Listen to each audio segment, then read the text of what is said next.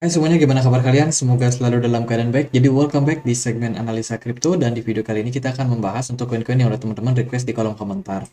Hari ini kita akan bahas soal Sandbox. Ini di request oleh Aura Meditasi. Bahas Sandbox.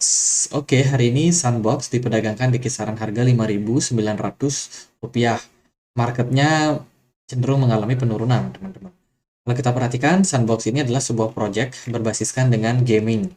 Ya, kalau teman-teman mampir langsung ke website resminya, ini website resminya di mana Sandbox ini punya banyak sekali permainan, teman-teman. Dan di setiap game yang mereka punya, itu mereka bisa terkoneksi.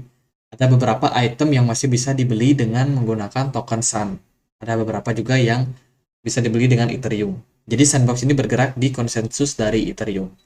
Nah, karena dia berbasiskan dengan gaming, otomatis Sandbox ini harus terus berinovasi, harus terus mengupgrade project-project gaming yang mereka punya. Kenapa? Karena kalau semakin banyak adopsi, ya itu tentunya semakin bagus untuk ekosistem daripada Sandbox sendiri.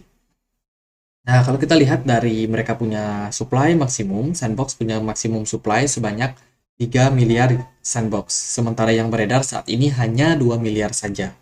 Artinya, ada sekitar 1 miliar Sandbox yang masih di unlock. Kemarin beritanya, Sandbox itu melakukan unlock. Kita udah bahas sih, kita udah posting juga di komunitas Telegram. Mungkin buat teman-teman yang ngikutin, ini pada tanggal 6 Agustus 2023, kita udah bahas beberapa koin yang berpotensi untuk unlock. Dan lumayan yang supply-nya sangat besar di unlock adalah Sandbox.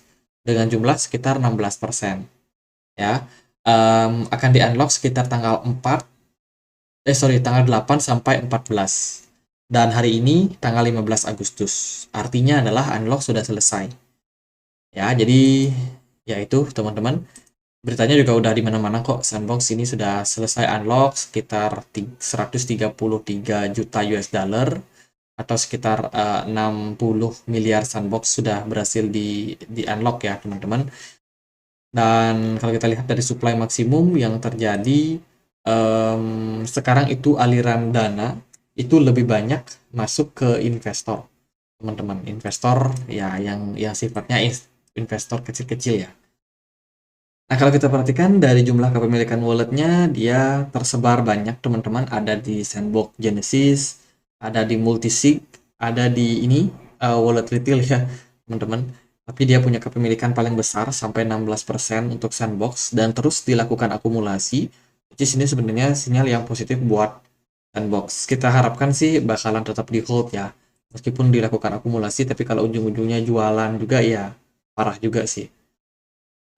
Itu terus sisanya itu masuk ke wallet retail, 9% ada di Binance, which is artinya sangat banyak orang-orang yang melakukan akumulasi ya menggunakan exchange Binance.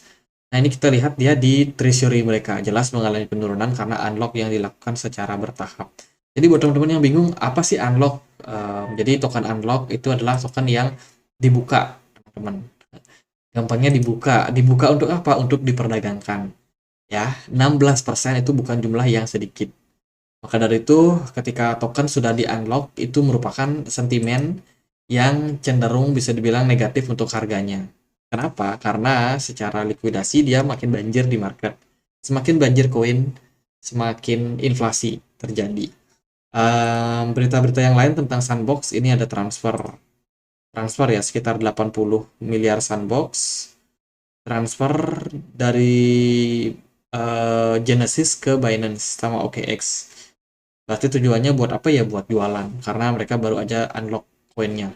Jadi sentimen ini negatif buat Sandbox dan tentunya berdampak juga sama pergerakan harga yang cenderung turun. Kalau kita perhatikan, Sandbox memang cenderung agak lesu untuk volume perdagangannya. Sekarang ongoing untuk mencari level support di kisaran 0,37. Ingat ya, sekarang dia sudah selesai unlock, yang artinya harapannya adalah kembali bisa normal lagi untuk harga Sandbox, tidak tertekan, teman-teman. Dari segi volume perdagangan kemarin cukup kecil, terus smart money juga kosong, serta pergerakan juga yang masih cenderung turun. Menurut saya sih, grup dari Metaverse, ya koin-koin Metaverse itu cenderung agak slowing down sekarang. Dari kondisi market seperti Bitcoin contohnya itu masih tetap sustain bertahan di kisaran harga 29.400, marketnya stabil. Yang naik signifikan tuh kayak Habar, kemudian Solana ini naik. Terus koin-koin lain, CFX naik juga yang udah lama tidur teman-teman. Ya itu sih, Sandbox masih belum dapat momentumnya karena dia ada unlock sehingga menyebabkan tekanan jual agak tinggi untuk tokennya. In the long run ya kita berharap harganya bisa kembali bullish teman-teman. Tapi untuk ke sana sepertinya kita masih akan melewati banyak sekali fase. Dari komunitas mereka lebih banyak aktif di gini sih teman-teman.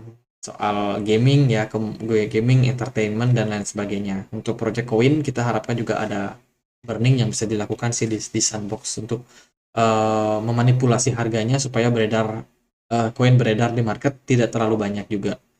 Mereka juga yang saya agak gini sih soal apa ya, soal token-token reward lah teman-teman.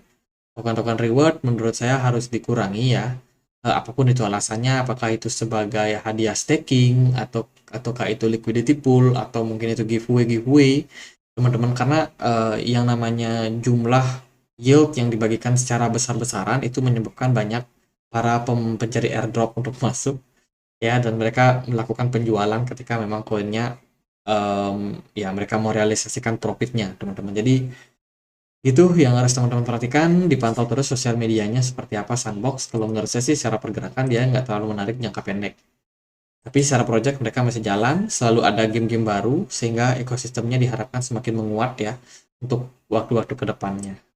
Oke, harganya ada di bawah $1, masih cukup panjang perjalanan kita teman-teman untuk Sandbox. Jadi sementara videonya segitu aja, semoga videonya bisa bermanfaat. Kalau teman-teman ada pertanyaan lain, ada koin lain buat dibahas, bisa langsung tulis di kolom komentar. Jangan lupa juga untuk join di komunitas kami, linknya bisa temukan di kolom deskripsi. Itu aja. Akhir kata saya Andri, makasih.